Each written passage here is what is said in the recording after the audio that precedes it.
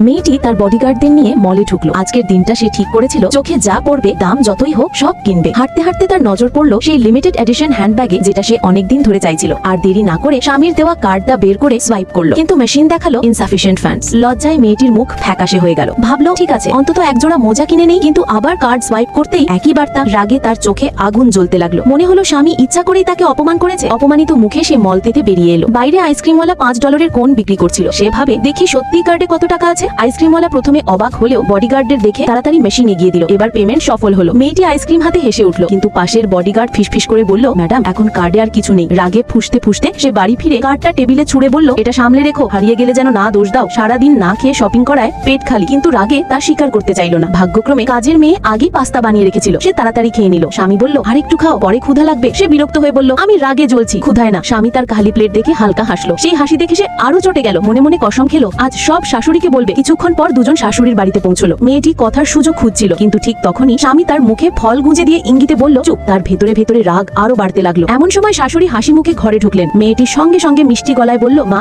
আজ মলে একটা স্কার্ফ দেখেছি, আপনার পরলে দারুণ লাগবে। এরপর হঠাৎ সে ইচ্ছা করেই হাতে থাকা আইসক্রিমের কাপটা মেঝেতে ফেলে দিল। স্বামী সঙ্গে সঙ্গে বুঝে গেল আজ বড় ঝড় উঠতে চলেছে। মেয়েটি আইসক্রিমটা তুলে নিয়ে আবেগ মাখা গলায় বলল, এটাই সেই আইসক্রিম যা আমার স্বামী আমাকে কিনে দিয়েছে। কার্ডে যতটুকু টাকা ছিল কেবল এটুকুই কেনা গেছে, তাই আমি খাইনি, রেখে দিয়েছি। এ কথা শুনে স্বামীর ছোট ভাই হেসে উঠল, ভাইয়া তুমি তো একেবারে কৃপণ। স্বামী ভয় পেল মা রেগে না যান। সে তাড়াতাড়ি স্ত্রীর মুখ চেপে ধরে বলল, বাড়ি গিয়ে কথা বলবো। কিন্তু মেয়েটি তখন শাশুড়ির মুখের দিকে তাকিয়েছিল। সেখানে ফুটে উঠেছে এক অদ্ভুত রহস্যময় হাসি।